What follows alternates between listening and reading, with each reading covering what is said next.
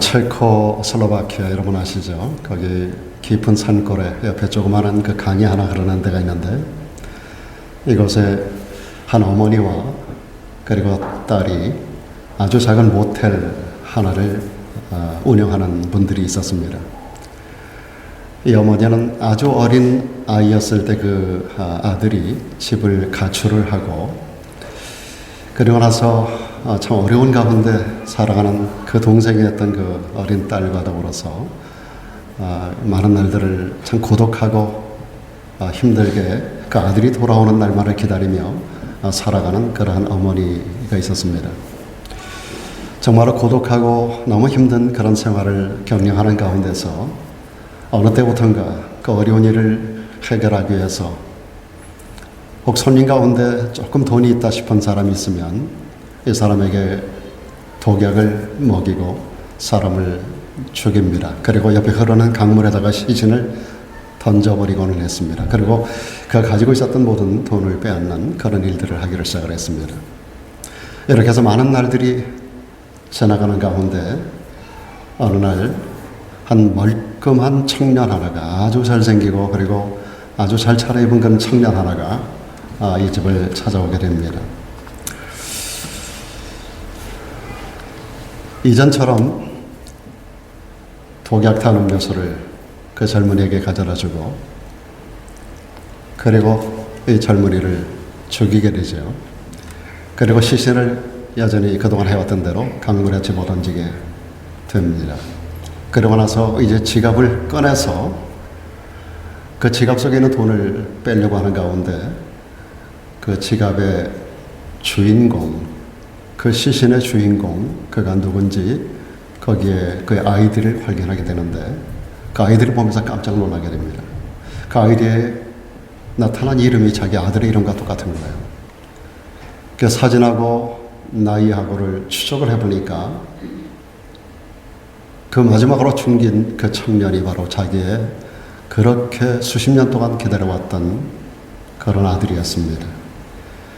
이 어머니는 아들이 돌아오기만 하면 이 모든 어려운 일을 끝장내고 저 따뜻한 남쪽 나라로 가서 바닷가가 보이고 그리고 태양이 하루 종일 내리쬐는 그러한 곳에서 남은 여생을 보내려고 하는 그런 마음을 가졌는데 수십 년 동안 기다려왔던 그 아들을 이렇게 변화가 된 것을 서로 모르고 아들도 어머니를 미처 잘 알아채지 못하고 어머니 또한 아들을 잘 모르는 가운데서 이런 불행한 일을 저지르게 됩니다. 이것은 알베르 까뮈의 희곡, 오해라고 하는 희곡의 전체적인 줄거리입니다. 하나님이 없이 인생을 살아가는 사람, 하나님이 없이 물질만을 바라보며 세상을 살아가는 사람, 그런 인간의 비극을 그리고 있는 희극입니다. 많은 사람들이 무엇인가를 얻기 위해서 아침에 일찍 일어납니다. 성경의 표현 그대로 하면 아침에 일찍 일어나고 낮 동안 수고의 떡을 먹으며 그렇게 땀 흘려 수고하고 살아가고 있습니다. 그런데 정작 많은 사람들이 찾아야 할 것이 무엇인지, 내 인생이 어디서 왔으며 내가 지금 하는 일이 어떤 일을 하고 있고 내가 어디로 가고 있는 존재인지, 소망을 가지고 있지만 내가 무엇을 소망하고 살아가고 있는지, 이런 모든 것들을 잘 알지 못하고 살아가는 사람들이 세상에는 너무나도 많습니다. 여러분, 우리가 어떤 삶을 살아가든지 간에 우리의 삶에 하나님이 없다면 우리가 세상에 얼마나 많은 것을 가지고 얼마나 많은 일을 하는가 보다도 더 중요한 것은 내 인생에 하나님이 계시지 않는다면 우리가 하는 모든 일은 결국 허무한 인생의 종착역을 향해서 걸어가는 자가 되고 마는 것입니다. 세상 사람들은 사람을 평가할 때 얼마나 공부를 많이 했는지, 얼마나 출세를 했는지, 얼마나 돈을 많이 벌었는지, 얼마나 많은 명예와 부귀영화를 누리고 있는지, 요즘 한국의 대선판을 바라보면 참 딱한 모습을 우리가 볼 수 있습니다만은 그런 것들을 가지고 사람들을 평가를 합니다. 뭔가를 얻기 위해서, 오르기 위해서 수단과 방법을 가리지 않는 우리 한국에서 들려오는 소식들을 바라보면 참 가슴이 많이 아프죠. 저들은 무엇을 위해서 저렇게 열심히 살아가고 있는지, 무엇을 위해서 저렇게 상대방을 죽이려고 하는지, 무엇을 얻으려고 저렇게 애들을 쓰고 있는지, 수많은 사람들이 이합집산을 하고 수많은 사람들이 저렇게 몰려다니는 저들의 과연 궁극적인 인생의 목적은 무엇인지, 그리고 그 끝은 어떻게 되는지. 지난 5년 동안 그렇게 적폐를 수사한다 하고 그렇게 많은 사람들을 감옥에 쳐놓고 전임 대통령을 2사람이나 감옥에 쳐놓고, 더 이상 어떤 표현이 필요 없는 쳐놓고 무한한 못된 짓거리를 한 사람들이 지금 퇴임을 눈앞에 두고 참 전전긍긍하고 있는 그런 모습들을 보면서 과연 우리 인생이 무엇을 위해서 살아가며 그 삶이 무엇으로 평가를 받게 되는가. 여러분, 우리 인생이 어떤 모습으로 살아가든지 간에 우리 안에 하나님이 없다면 그런 사람은 정말로 불행한 사람이고 헛된 인생을 살아가게 되는 것입니다. 하나님은 우리를 평가하실 때 우리가 생각하는 그런 것들을 가지고 우리 인생을 평가하지 않습니다. 우리 안에 하나님이 있는가? 있다면 어떤 믿음을 가지고 세상을 살아가고 있는가? 이런 것으로 우리를 평가하는 줄로 믿습니다. 우리가 믿음 생활하는 사람들입니다. 여러분, 믿음 생활하고 계시죠? 예수님 믿으십니까? 네. 믿음 생활하고 계시죠? 네. 뭐 그런 걸 물어보냐고 하는 얼굴인데 믿음 생활을 할 때 우리들에게 그 믿음 생활하는 것으로 인해서 2가지 결과가 주어진다는 거 여러분 아시나요? 오늘 말씀이 우리가 믿음 생활을 하면 우리에게 따라오는 2가지 결과가 있음을 보여주고 있습니다. 먼저 이 말씀 앞부분에 보면 긍정적인 결과가 있습니다. 저희가 믿음으로 나라를 이기기도 한다. 의를 행하기도 하고 약속을 받기도 하고 사자들의 입을 막기도 하며 불의 세력을 멸하기도 하며 칼날을 피하기도 하며 연약한 가운데서 강하게 되기도 하고 전쟁에 용맹되어 이방 사람들의 죄를 물리치기도 한다라고 하는 긍정적이고 한마디로 말하면 축복된 사람들이 기록되고 있는데요. 우리가 믿음 생활을 하다 보면 이런 복된 역사를 만들어가는 것 사실입니다. 이런 역사가 여러분에게로 임하기를 주 이름으로 축원합니다. 우리 삶 속에 이런 놀라운 일들이 날마다 경험되어지기를 바랍니다. 그런데 여러분, 잊고 살아서는 안 되겠습니다. 우리가 믿음 생활을 하다 보면 이런 긍정적이고 축복된 결과만 우리들에게 오는 게 아니라는 겁니다. 예수를 믿으면 본의 아니게 우리들에게 믿는다는 이웃가들에게 내가 믿음 생활을 바로 하려고 하는 그 노력 속에서 우리가 원치 아니하는 고통을 당하게 된다는 사실도 오늘 말씀은 이어지는 말씀 속에 기록을 하고 있습니다. 예수 믿게 되면, 우리가 바른 믿음을 갖게 되면 우리에게 다가오는 2가지 결과입니다. 축복을 받습니다. 그러나 고난을 겸하여 당하게 됩니다. 손해보는 일이 있고요, 어려움 당하는 일이 있습니다. 억울한 일을 만날 때도 있고요, 고통당하는 일이 우리들에게 반드시 옵니다.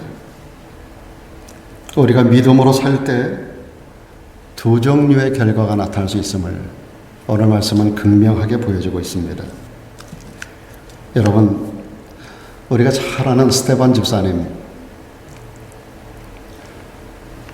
기독교 역사의 최초의 7 집사님으로 선택된 중에 제일 뛰어났던 집사님이 스테반 집사님인데, 스테반 집사님에 대한 스토리가 사도행전 6장 7장에 기록되고 있습니다.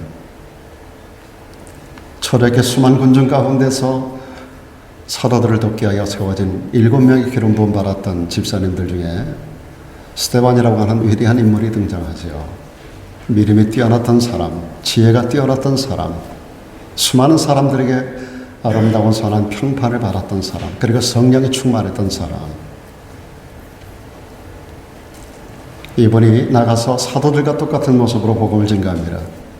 그의 메시지가 사도행전 2장 3장에 연결돼서 기록되고 있는 사도 베드로의 메시지와 똑같은 메시지를 전합니다. 성경에 깊이가 있고요, 말씀에 파워가 있었습니다. 성령의 능력이 있었습니다. 저는 우리 교회 모든 집사님들에게, 우리 교회 모든 성도님들에게 그런 영적 능력이 있게 되기를 바랍니다. 목회자들에게만 그런 영역이 주어지는 게 아니에요. 여러분 모두가 그런 탁월한 영역과 말씀의 깊이와 그리고 하나님의 영광을 드러낼 수 있는 능력이 여러분에게로 있어지기를 주의 이름으로 축복합니다. 그런데요, 그렇게 말씀을 전가하다가 여러분 아시는 대로 그는 대적들에 의해서 돌에 맞아 순교를 당합니다. 그는 정말로 예수를 믿는 믿음으로 놀라운 축복을 받았던 사람이지만 더불어서 고난을 당하는데 돌에 맞아 죽는단 말이죠. 그러면 스데반이 불행한 사람인가? 성경은 그렇게 그를 기록하고 있지 않아요.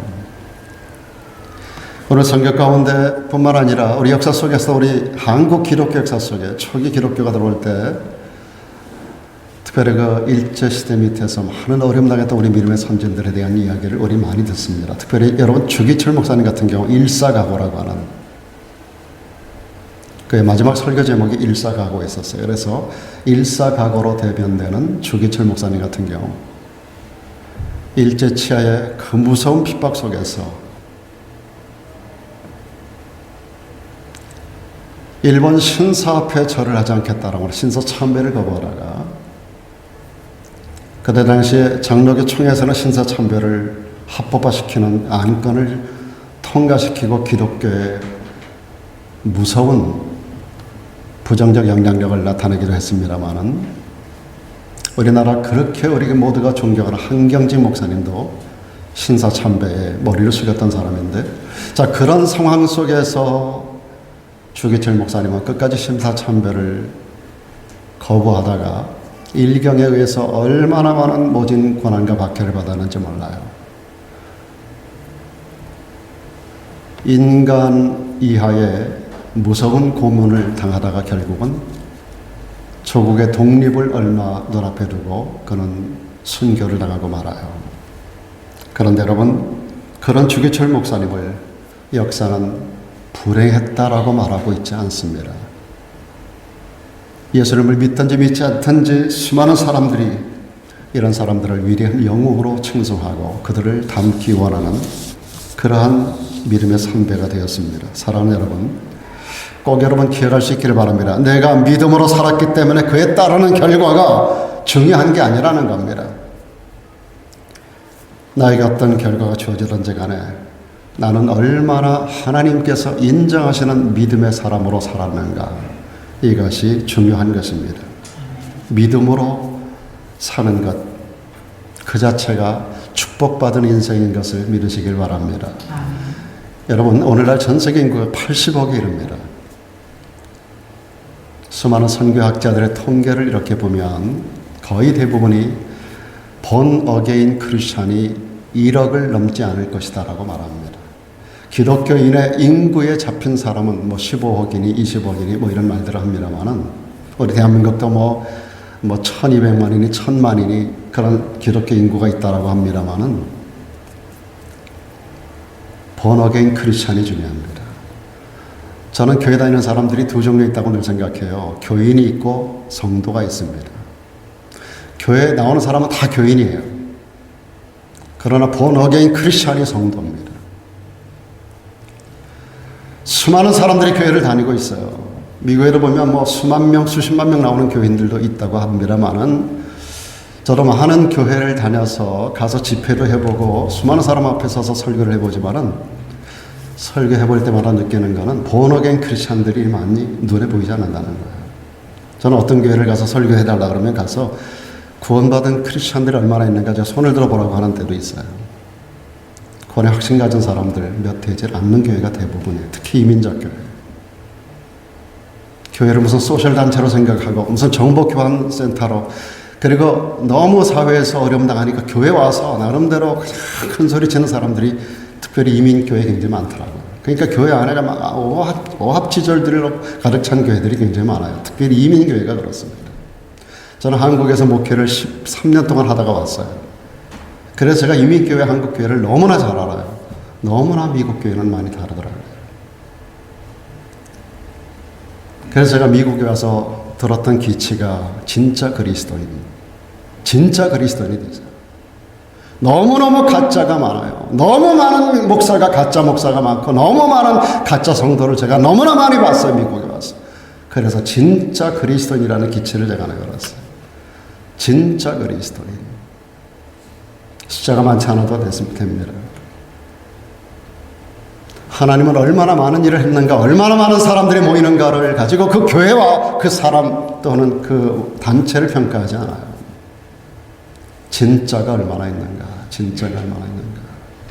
주님을 따르던 수많은 군중들이 마지막 전부 주님을 십자가 못 박으라고는 독도로 변했습니다. 주님을 따랐던 그 파퓰러하셨던 예수님을 따랐던 수많은 군중들이 다 어디 간 겁니까, 여러분? 진짜는 찾기가 참 어렵습니다. 오늘날 전 세계 80억 인구 가운데 리얼 크리스찬, 번어겐 크리스찬이 1억이 넘지 않는다라고 하는 선교 통계 보고를 볼 때 저도 동감을 합니다. 그렇다면 오늘 여러분 번어겐 크리스찬 되셨습니까? 아멘이세요?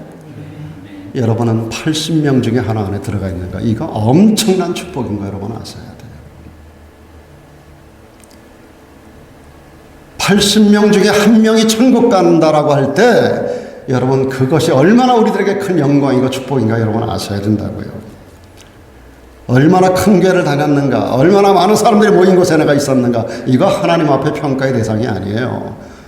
하나님 앞에서는 우리 각계 전투로 나가는 거예요. 군대 가면 각계 전투가 있어요. 누구의 자식으로 낳는가, 어떤 단체에 소속됐는가, 어떤 교회에서 멤버 있었는가, 하나님 앞에 아무런 의미가 없습니다. 유대인의 혈통으로 나고 목사의 자식으로 나고 하나님 앞에서는 아무것도 인정되지 않아요.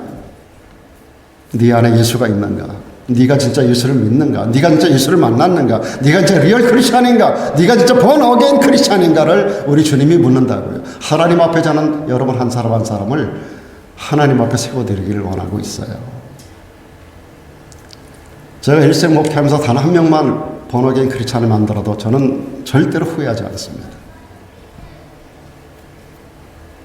그래서 저는 하나님이 보내는 데마다 갖고 오늘까지 그렇게 살아왔던 거예요. 여러분 모두가 그런 영적인 프라우드한 그런 프라이드를 여러분 가지고 이 땅을 살아가는 성도가 되길 바랍니다. 여러분 성경은 장마다 특수한 내용을 담고 있는 장들이 많아요. 예를 들어서 고린도전서 13장 뭐죠? 다 아시죠? 사랑장. 히브리서 11장은 뭐예요? 믿음장. 오늘 선택된 텍스트가 히브리서 11장 가운데서 뽑아냈습니다. 믿음의 사람들에 대한 이야기가 히브리서 11장에 기록되어 있어요. 저는 히브리서 11장을 가끔가다 읽어요. 따로. 내 믿음이 조금 약해졌다고 생각이 될 때, 내가 어떤 부분에 조금 확신이 좀 덜하다고 생각할 때 저는 히브리서 11장을 펴니다. 거기 우리의 위대한 믿음의 삼각자들, 믿음의 위대한 우리의 선배들에 대한 스토리가 쭉 나와 있어요. 아주 간단하지만 구약성경 전체를 일목요연하게 아주 탁월했던 믿음의 사람들에 대한 기록이 간단하게 언급이 되고 있는데 나를 거기다가 대입시켜 보는 거예요.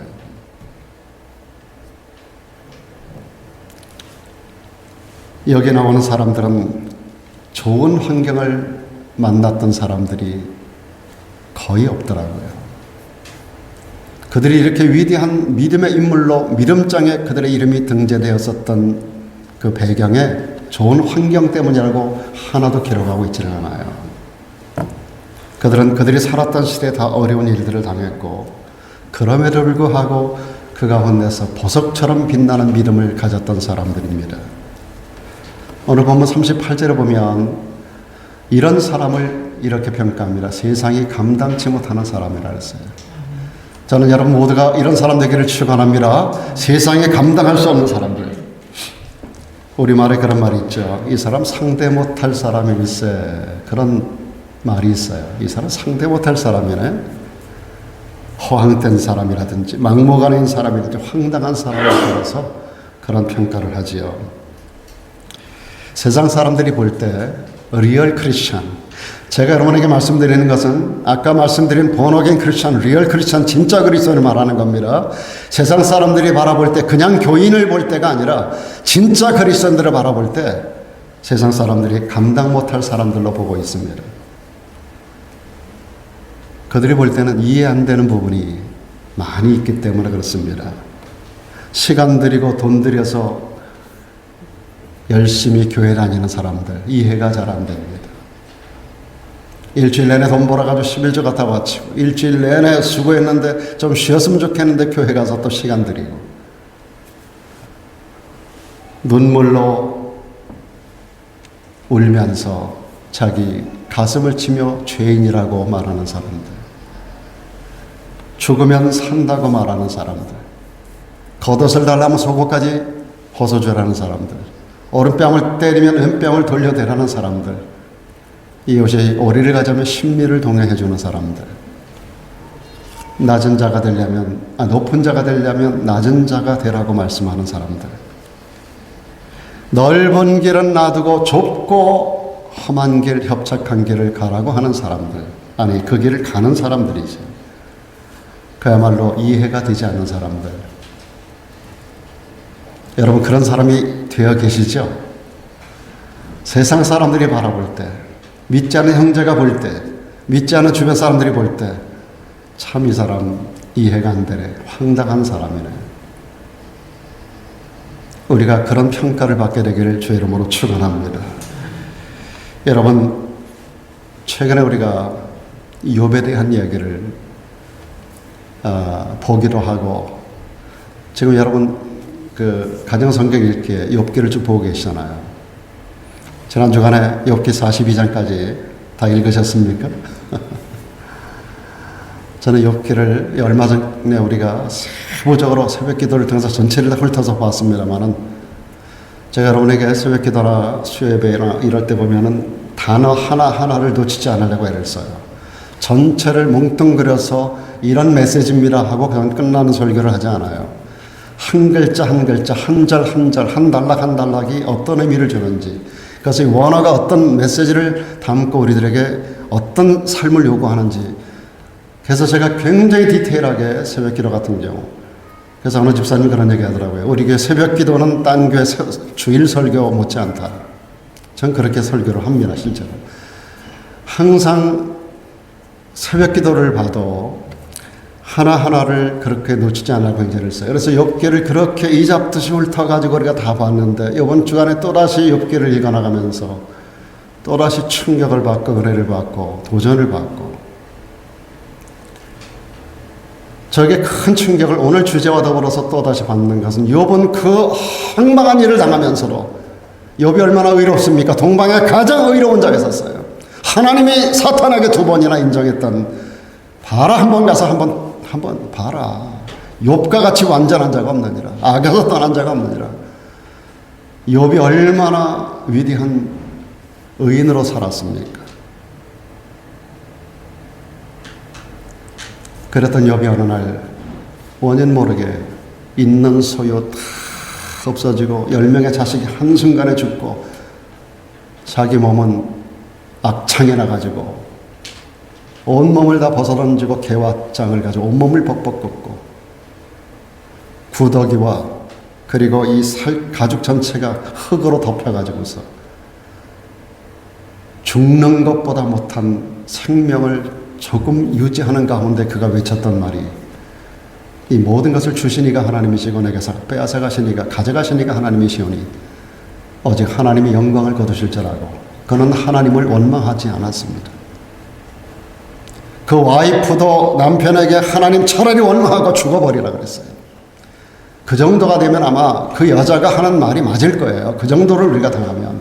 그런데도 그는 자기 아내를 미련한 여인이라 그랬어요. 그리고 욥은 하나님을 원망하지 않고 죄를 짓지 않았습니다. 오직 나는 하나님을 찬송한다 그랬습니다. 이런 사람을 어떻게 우리가 이해합니까? 우리는 믿음이 있기 때문에 이해가 되는데, 안 믿는 사람들이 보면 이해가 되나요?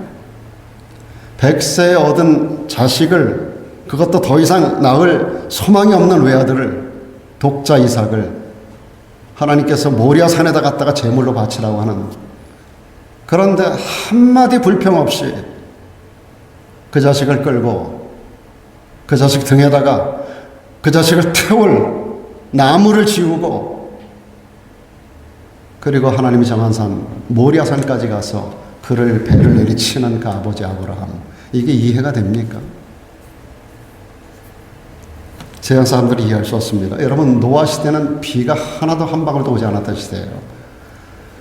그런 시대 하나님께서 산에다가 방주를 지으라 하는데 세상 사람들 전부 다 노아를 보고 미쳤다 그랬어요. 저 영감택이 미쳤다.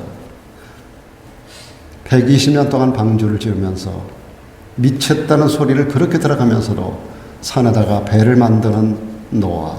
세상 사람들이 바라볼 때는 미친 영감이에요. 비 온다고 사람들에게 메시지를 전합니다. 무슨 비가 오냐. 그때까지만 해도 여러분 한 방울의 비가 오지 않았던 시대예요. 비가 뭔데? 홍수가 뭔데? 저 영감 도라도 보통 도는 게 아니야. 그 소리를 들어가면서 배를 지었던 사람 노아. 그처럼 믿음장인 히브리서 11장 전체가 세상이 감당치 못할 사람들에 대한 기록입니다. 여러분, 어떤 사람이 세상이 감당하지 못하는 사람입니까? 그들은 어떤 사람입니까? 오늘 저는 여러분에게 도전적으로 여러분, Are you a real Christian이라고 묻고 싶습니다. Are you born again Christian이라고 묻고 싶습니다. 여기 여러분들이 분명히 대답할 수 있다면 Yes, I am. 분명히 여러분 대답할 수 있다면 여러분도 이런 사람이 될 수 있어요. 여러분도 히브리서 11장에 등재될 수 있는 사람이에요. 그 사람들 여러분 한번 평가해 보시기 바랍니다. 이 사람들은 부활의 소망이 아주 분명했던 사람입니다. 여러분에게는 부활의 소망이 분명하십니까? 예. 오늘 35절에 보면 여자들은 자기의 죽은 자를 부활로 받기도 하며 또 어떤 이들은 더 좋은 부활을 얻고자 한번 따라합시다. 더 좋은 부활, 예, 더 좋은 부활을 얻고자 하여 악형을 받되 구차히 면하지 아니하였다 그랬습니다. 이 사람들은요, 이 히브리서 11장에 등재된 이 믿음의 인물들은요, 더 좋은 부활, 이 부활에 대한 확신을 가지고 있었던 사람들이에요. 그래서 이들은 어떤 고난도 능히 이겼던 사람들입니다. 여러분, 세상 사람들 누구라도 부활의 소망을 가지고 있다면 어떤 고난이 와도 이길 수 있습니다. 지금도 선교학자들의 통계를 보면 매일같이 이런 대명천지에도 2022년 지금 이때를 살아가는 이때에도 전 세계에서요, 예수를 믿는다는 이유 때문에 지금도 순교당하는 사람이 480명 정도가 매일같이 죽습니다. 지금도. 그들 전체가 부활의 확신을 가진 사람들이에요. 죽음을 두려워하지 않는 사람들이에요. 지금 이 시대에도 매일같이 480명이 매일 죽는다니까요. 평균적으로. 북한 땅에서도 매일 죽는 자가 나오고요. 회교권에서 매일 죽는 자들이 수백 명씩이 쏟아져 나와요.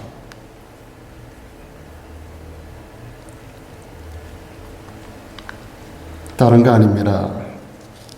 그들에게 죽음이 무서운 게 아니라, 죽음이 두렵지 않기 때문이 아니라, 죽음이 두려운 것보다 더 큰 소망이 그들에게 있기 때문에 그들은 담대하게 주님을 그 어떤 환경 속에서도 부인하지 않습니다. 여러분, 부활의 소망이라는 게 뭡니까? 예수님이 다시 사신 것처럼 우리도 주님과 같은 부활체가 되어 다시 사는 것에 대한 확신을 가지는 것이 부활의 확신, 부활의 소망인 줄로 믿습니다.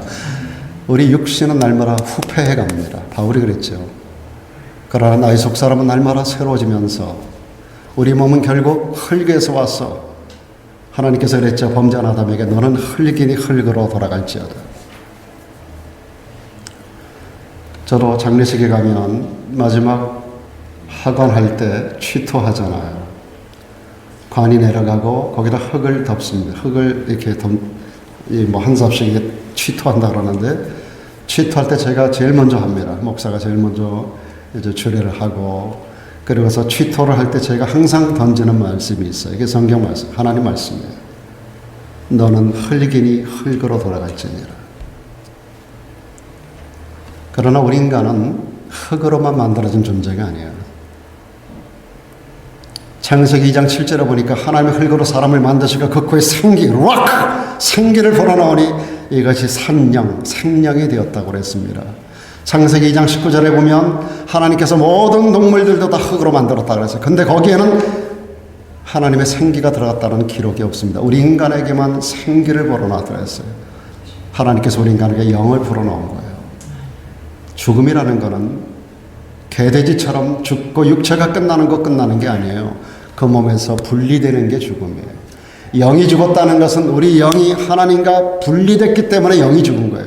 우리가 다시 본어게인 한다는 것은 하나님과 다시 하나 됨으로 우리 영이 살아나는 게 이게 구원받은 거예요. 우리는 성경의 말씀 그대로 한 번 죽는 것은 사람에게 정하신 것이요 그 후에는 심판이 있다 그랬어요. 반드시 한 번은 죽습니다. 요한계시록에 가서 첫째 사망과 둘째 사망이 분명히 있다고 말씀합니다. 모든 사람은 첫째 사망을 다 운명적으로 당하게 돼 있어요. 저도 죽고 여러분도 죽고 다 죽습니다. 성경에 그 위대한 하나님의 사람들이 다 죽었어요. 아담이 오늘날까지 다 죽습니다. 주님 다시 오시는 날에 살아서 주님을 만나는 사람이 제외되고 나머지 모든 사람은 다 왔다가 가는 거예요. 죽음은 근데 죽음으로 끝나는 게 아니에요. 안희숙 여사가 베스트셀러를 책을 썼어요. 책 제목이 당신은 죽어요. 그런데 죽지 않아요. 두 권의 책을 썼는데 하나가 죽으면 죽으리라. 두 번째 책이 당신은 죽어요. 그런데 안 죽어요. 죽지 않아요. 여러분 당신도 죽습니다. 당신도 죽습니다. 그런데 당신은 죽지 않습니다. 여러분이 리얼 크리스찬이라면 우리가 세상 어디서 이런 말을 들을 수 있어요? 교회 와서 이런 말씀을 들어야 되는 거예요. 아브라함이 부활의 소망을 가졌기 때문에 독자 이삭을 모리아산에 담대히 바칠 수 있었던 거예요. 아브라함은 성경이 분명히 말합니다. 그는 죽은 자를 산자처럼 부르는 하나님을, 죽은 자를 산자처럼 불러내는, 산자처럼 다시 살려내는, 죽은 자를 다시 살려내는 그 하나님을 믿었던 부활의 믿음을 가지고 있었던 사람이 아브라함이에요. 아브라함이 그래서 믿음의 조상이 되는 거예요. 그런 소망이 없다면 어떻게 자기 자식을, 번제가 뭐예요? 한자도 번자가 태울 번자고 영어도 번이 태우는 거 아니에요? 번제, 태워서 제사 지내는 거예요. 번제는요, 온몸의 마디마디, 이 모든 마디마디를 다 쳐냅니다. 가죽을 벗기고 마디를 다 잘라내고 내장을 끌어내서 그걸 불에 태우고 온몸을 태워서 완전히 머리끝부터 발끝까지 다 태워 바치는 제사가 번제사예요. 자기 아들을 그렇게 바치라는 거예요, 하나님이. 그런데 조금도 불평이 없었어요. 묶었어요. 장작을 벌려놔요. 기름을 붓습니다. 자식을 묶고 위에 얹힙니다. 그리고 칼을 내리칩니다. 하나님께서 아브라함아 이제 됐다. 이삭은 죽었으나 살아난 거예요. 여러분 어떻게 아브라함이 그런 결단할 수 있었어요? 죽은 자를 산 자로 다시 불러내는 하나님에 대한 부활의 확신을 그가 믿었기 때문에 가능한 줄로 믿습니다. 오늘 저와 여러분에게 이 믿음이 있기를 축원합니다. 여러분 육체 생명은 어차피 영원한 게 아닙니다. 여러분 성경에 죽었다가 다시 살아난 사람들에 대한 얘기가 많이 나와요. 엘리야도 죽은 자를 살렸고 엘리사도 죽은 자를 살려냈고 예수님도 이 땅에 계실 때 3명을 죽은 자를 살려내셨어요. 야이로의 딸도 살렸고요. 요한복음 11장에 보니까 나사로도 살렸어요. 그리고 과부의 아들 장사 지내고 막 나가는 현장 가운데서 과부의 아들도 이렇게 세웠어요. 3사람을 주님께서 살려냈는데 그 사람들이 오늘날까지 살아있다는 기록이 없습니다. 언젠지 모르지만 다 죽었어요. 죽었다가 살아나는 사람이 역사 속에 가끔 있지만 다시 죽었습니다. 이것은 성경에 말하는 부활이 아닙니다. 예수님 같은 부활이 진짜 부활입니다. 예수님의 부활은 다시 절대로 죽지 않는 영원한 생명의 부활입니다. 그래서 오늘 말씀에 뭐라 그랬어요? 더 좋은 부활이라고 했어요. 우리 또한 리얼 크리스찬들만 오늘 이 자리에 여러분 모두를 초대합니다. 번화된 크리스찬들만 주님의 부활에 함께 참여하게 되는 줄로 믿습니다. 주님의 부활의 첫 열매고 우리 모두가 함께 더불어 그 부활에 참여할 것입니다.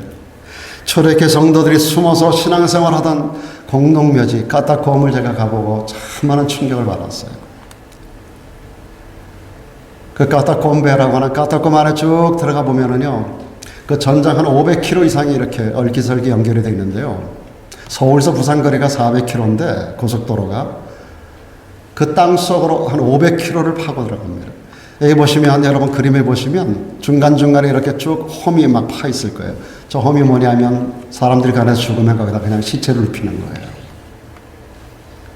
그러다가 이제 썩습니다. 그럼 뼈만 남아요. 그러면 뼈들을 다 추려가지고 이렇게 뼈들을 다 추려서 빛 한 점 들어오지 않는 것입니다. 지금은 여기다가 이제 큰 빛을, 라이트를 비춰놨기 때문에 이렇게 보이는 거죠. 캄캄한 빛 한 점 들어오지 않는 땅속 굴이에요. 로마 군대가 거기까지 들어오질 못하는 거예요. 거기 한번 들어오면 미로가 돼버리고 거기서 죽어버리고 말아요, 로마 군인이. 그래서 함부로 쫓아 들어오질 못해요. 이 안에 제가 들어가 보니까 어떤 데는 몇천 명이 앉아서 예배 드릴 만한 그런 공간도 파냈어요. 전부 다 맨손으로 흙을 파가지고 한밤중에 여자들이 치마에다가 흙을 날라가지고 몇 킬로를 가서 그거 버리고 와가지고 또 파서 그걸 가지고 또 뭐 로마 군인들 혹은 감시자들의 눈을 피해가지고 가서 버리고 오고 버리고 오고 그러다 붙잡히면 어디로 갑니까? 당시 로마 콜로세움이라고 하는 원형 경기장으로 끌려갑니다. 그래서 사자밥이 되는 거예요. 이런 가운데서도 그들이 주님을 부인하지 아니하고 하나님을 견고히 의뢰했던 이유, 이런 절박한 환경 속에서도 그들이 믿음을 가졌던 이유, 다른 거 없습니다. 그들에게 부활의 확신이 있었기 때문입니다. 여기 말씀 그대로 더 좋은 부활. 다시 한번 따라합시다. 더 좋은 부활. 여러분, 저도 여러분도 이 더 좋은 부활의 현장에 참여하게 될 것을 믿습니다. 여러분, 더 좋은 몸으로 더 좋은 부활에 우리가 참여한다는 거, 이건 사람이 지어낸 말이 아닙니다. 살아계신 하나님의 약속이고요. 예수님이 친히 부활의 몸을 보여주시면서 확증해 주신 사실입니다. 주님은 부활하셔서 11번 제자들에게 나타나셨어요. 40일 동안 더 계셨어요.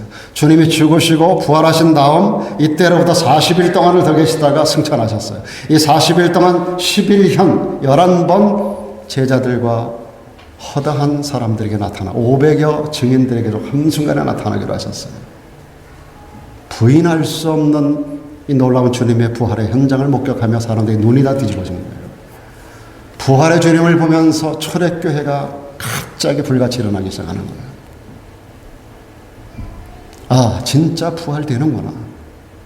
주님의 부활 같은 부활이 우리들에게도 있구나라고 하는 사실을 사람들이 믿었던 거예요. 이 세상에는요, 영구한 도성이라는 게 없습니다. 그러나 부활신앙을 가지면 세상 건너편에 있는 거룩하고 완전한 축복의 땅, 새 예루살렘, 천국이 있습니다. 이것은 부활신앙을 가지고 사는 사람들을 향한 하나님의 소망스러운 약속인 줄로 믿습니다. 여러분, 부활신앙으로 굳게 무장된 우리 교회가 되고 저와 여러분 모두가 되기를 주의 이름으로 축원합니다. 사람 많고 적음에 우리가 눈을 돌릴 필요가 전혀 없습니다. 주님이 우리를 섭리 중에 불러내셨다면, 교회 문고리를 잡고 우리가 들어온다면 세상 정보 들으러 오는 거 아니잖아요. 세상에 무슨 연설 들으러 오는 거 아니잖아요. 김 목사가 세상 말하는 거 그런 소리 들으려고 여기 오겠어요? 여러분, 손 안에 있는 모니터 안에 얼마나 좋은 얘기들, 명사들에 대한 얘기가 세상에 얼마나 넘쳐나는데 여기 뭐하러 오겠어요? 우리가 이런 복음을 들으려고 교회 오는 것이고, 이 확증을 우리가 다시 한번 확인하면서 여기서 받는 영적 힘을 가지고 우리가 세상에서 어떤 일을 당해도 승리하는 삶을 살아가도록 여기서 새 힘을 공급받으러 오게 되는 줄로 믿습니다. 이어서 세상이 감당하지 못하는 사람은 죽을 각오가 되어 있는 사람이에요. 그렇기 때문에 죽을 각오를 가지고 있는 사람이에요. 말씀드린 대로 믿음장인 히브리서 11장에 이런 사람들로 가득 차 있습니다. 그들의 모습이 구체적으로 36절 7절에 이렇게 기록됩니다. 어떤 이들은 조롱과 채찍질 뿐 아니라 결박과 옥에 갇히는 시험도 받았으며 돌로 치는 것, 톱으로 켜는 것, 시험과 칼에 죽는 것 당하고 양과 염소의 가죽을 입고 유리하여 궁핍과 환난과 학대를 받았다고 기록합니다. 그들은요, 조롱과 채찍질을 당하는 사람들이 있었습니다. 성령 충만이 임했을 때 제일 먼저 바뀐 게 혀가 바뀌었다고 말씀드렸죠. 제가 지지난주 설교에서 했는데 other tongues. 사도행전 2장 보면 성령이 임재하는 장면이 나와요. 최초로 성령께서 임하는데 거기 모였던 120문도들이 처음으로 혀가 바뀌었어요. 혀가 other tongues. 그걸 방언이라고 번역을 해놨어요. 예수를 우리가 만나면 언어가 바뀌게 돼 있어요. 이전에 쓰던 쌍스러운 언어, 속된 언어, 더러운 언어가 아니라 성결하고 정결하고 생명을 살리는 생명의 언어가 우리 입에서 나가게 돼 있다는 거예요. 우리의 눈이 사람을 바라볼 때 관심이 달라져요. 우리가 사람을 바라볼 때 얼마나 저 사람이 돈이 많이 있는가, 저 사람이 얼마나 세상적으로 괜찮은 사람이, 저 사람 통해서 내가 얼마나 많은 유익을 얻을 것인가, 그런 관점에서 보는 게 아니라 그 영혼을 보게 돼 있다는 거예요. 아무리 많은 걸 가져도 그 영혼이 보여요. 영혼을 보면서 불쌍히 여기는 마음이 우리에게 생긴다는 거예요. 돈 많이 버는 것 같고 세상적으로 잘 나가는 것 같은데 내 눈에 너무너무 불쌍하게 보이는 사람들이 너무나 많아요, 세상에는. 오늘날도 제가 매주마다 다운타운에 나서 많은 영혼들을 만납니다만은 때로 복음을 거부하는 사람들을 볼 때 참 불쌍한 마음이 들어요. 거기서 그렇게 잘 먹고 잘 살고 돈을 벌어서 어떻게 할 건데? 그 다음은 뭔데? 그 다음은 당신이 뭔데? 당신이 뭔데 복음을 거부하는 거야? 참 불쌍한 그런 대상들이 세상에 너무나도 많아. 너무나도 많아.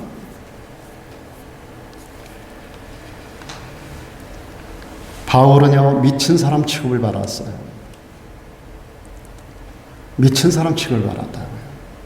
굶주림과 목마름과 매맞음과 헐벗음을 당하는 일이 한두 번이 아니었어요.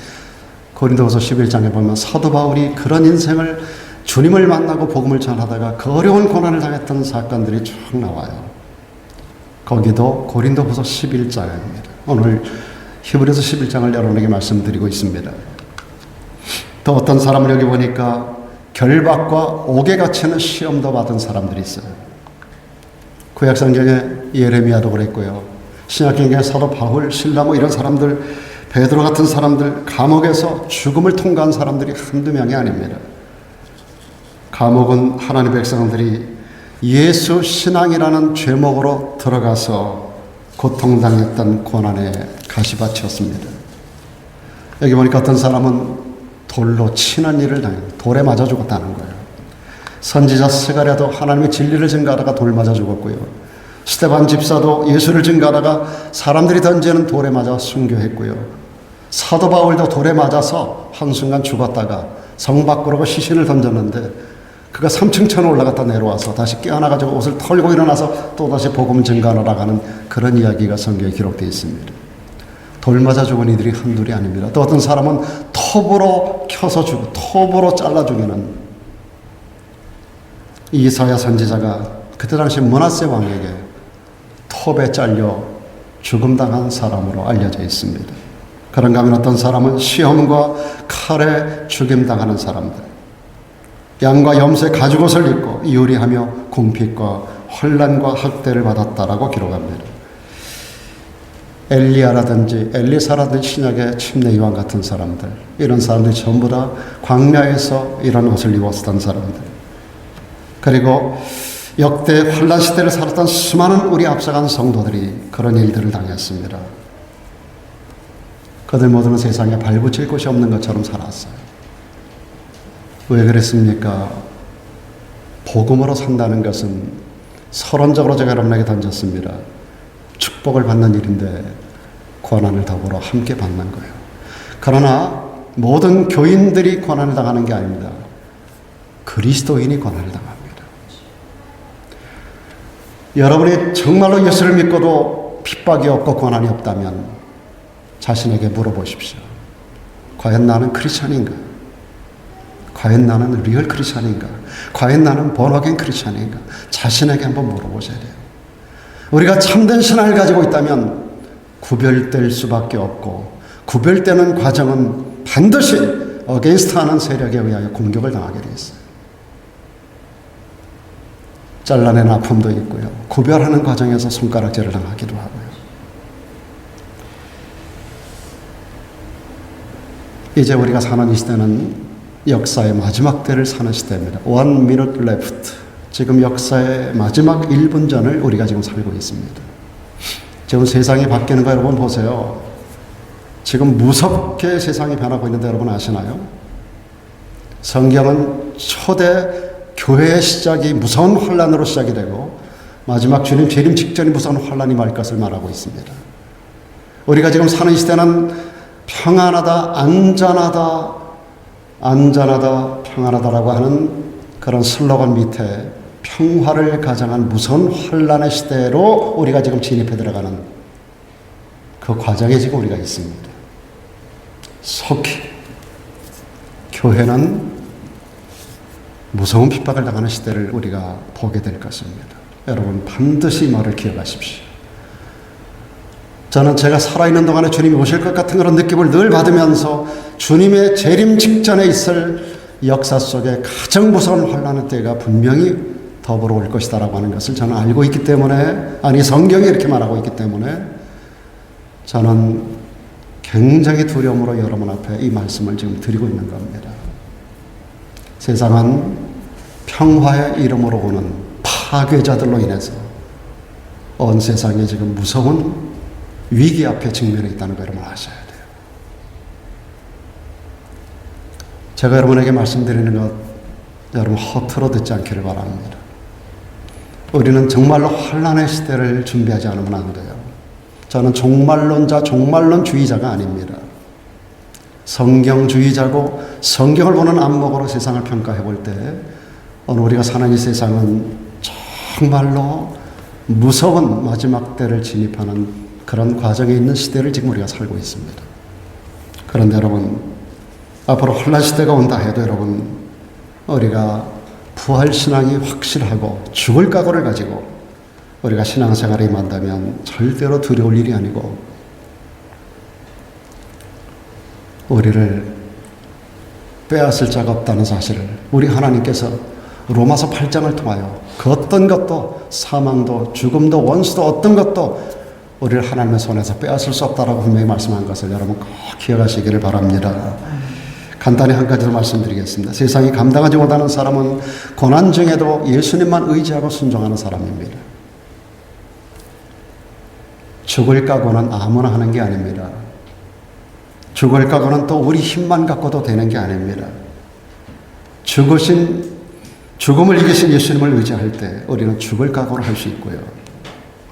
그래서 오늘 38절에 있는 말씀대로 광야와 산중과 암열과 토굴에 유리하면서도 우리 믿음을 지키며 승리자가 될 수 있는 것입니다. 사랑 여러분, 언제든지 우리에게도 고난의 때는 옵니다. 마지막 대환란이 아니더라도 지금 이 평안한 가운데서도 우리는 때때로 당하는 환란이, 고난이 우리들에게 옵니다. 여러분 그럴 때마다 사람의 소리에 귀 기울이지 마십시오. 환경 때문에 왔다 갔다 하지 마십시오. 신앙생활의 본질은 예수 그리스도를 바라보는 겁니다. 성경은 우리에게 믿음의 주, 온전케 하시는 예수를 바라보라 그랬지 사람 보고 시험 들고 환경 보고 시험 들고 자빠지고 넘어지고 그렇게 하지 말라고 그랬어요. 여러분 사람을 보면 목사를 봐도 시험 들 일이 있고요. 사람을 보면 온통 시험거리예요. 교회 안 다니는 사람들 보면 열이면 열 전부 다 누구 탓이에요. 누구 때문에 교회 안 가요. 환경 바라보고 사람 바라보면 우리 신앙생활을 바로 할 수 있는 사람 아무도 없습니다. 여러분 저를 볼 때도 사람을 보지 마세요. 환경 보지 마세요. 뭐 교회가 어떠네, 뭐가 어떠네, 사람이 어떠네, 그게 처치 멤버 누가 어떠네, 절대로 그런 거에 여러분 관여하지 마세요. 그런 자가 온전한 신앙생활을 할 수 있는 사람이 한 사람도 없습니다. 제가 목회 40년을 해보면서 너무나 많은 케이스를 봅니다. 사람과 환경을 초월하여 우리의 시선이 주님을 향해야 돼요. 주님은 언제나 빛이에요. 빛 가운데 계시고 주님 자신이 빛이에요. 빛을 바라보면 어둠이 없는 거예요. 우리가 자꾸 어둠을 보는 것은 주님을 등지기 때문에, 빛을 등지기 때문에 어둠 그림자가 보이는 거지, 빛을 바라보면 절대로 어둠이 보이지 않는 거예요. 빛이신 예수 그리스도. 여러분 시선이 언제나 주님만을 바라보는 그런 성도들로 살아가기를 주 이름으로 축원합니다. 오직 예수만을 여러분 시선에 두시고 주님만을 바라보면 절대로 실망할 일이 없습니다.